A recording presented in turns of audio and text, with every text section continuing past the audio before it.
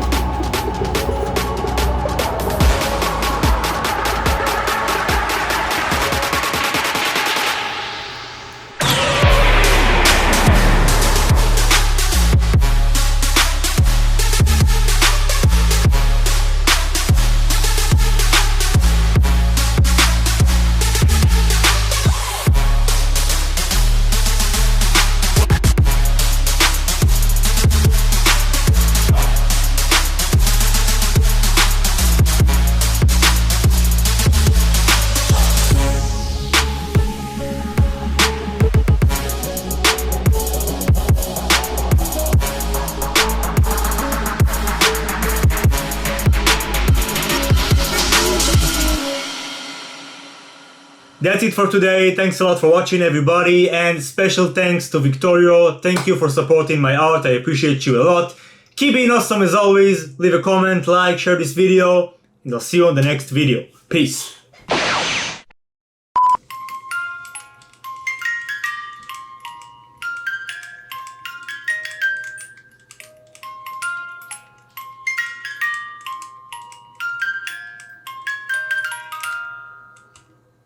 And you got the metal version too.